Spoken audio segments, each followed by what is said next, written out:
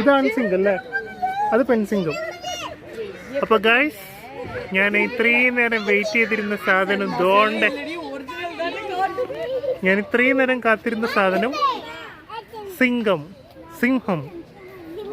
തമിഴിലും തെലുങ്കിലും സിംഹം അല്ല, തമിഴിലും സിംഗം, മലയാളത്തിലും തെലുങ്കിലും സിംഹം. സൂര്യണ്ണന്റെ സിനിമയല്ലാതെ സിംഗം എന്ന് ഞാൻ കേട്ടിട്ടേ ഇല്ല. ഇത് ആൺസിംഗം. അതോ അങ്ങുള്ളത്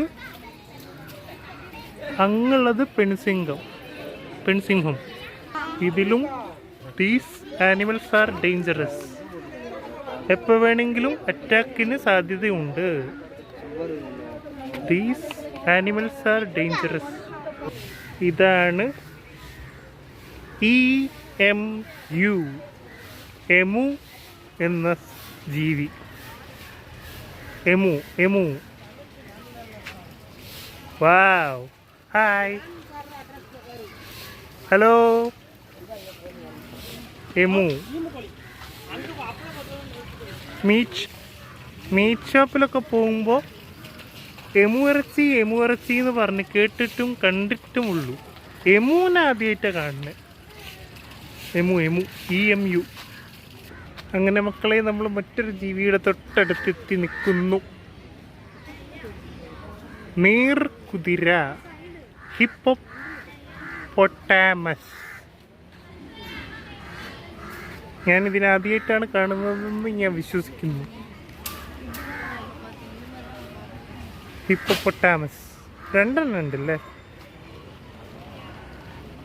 2 ഹിപ്പോപ്പൊട്ടാമസസ്. ഞാനിതിനാദ്യമായിട്ട് കണ്ടത് ഈ പട്ടണത്തിൽ ഭൂതം എന്ന സിനിമൻ്റെ ക്ലൈമാക്സ് സീനിലാണ്. അത് VFXും എഡിറ്റഡും ഒക്കെ ആണെങ്കിലും ജീവനുള്ള ഹിപ്പോപ്പൊട്ടാമസിനെ ലൈവായി കാണുന്നത് മുതൽ തടവ, ഫസ്റ്റ് ടൈം, ആദ്യമായിട്ട്, മുതൽ സാരി. സോറി ഇട്ടത് 3 ഉണ്ട്. ഓരോ സൈഡിലേക്ക് നീങ്ങി 3 ഹിപ്പോപ്പൊട്ടാമസുകളുണ്ട്. ഇത് ഒറ്റക്കൊമ്പൻ കാണ്ടാമൃഗം, ഗ്രേറ്റർ വൺ ഹോൺഡ് റൈനോ.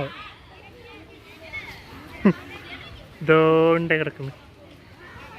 ഇത് ഞാൻ ആദ്യമായിട്ട് കാണാൻ പോകുന്നു, കാണ്ടാമൃഗം. ഞാൻ പണ്ട് പുലീനെ കണ്ടിട്ടുണ്ട്, പിന്നെ മാൻ കണ്ടിട്ടുണ്ട്. ഇതൊക്കെ എനിക്ക് ലൈഫിലെ first experience in my life. Guys,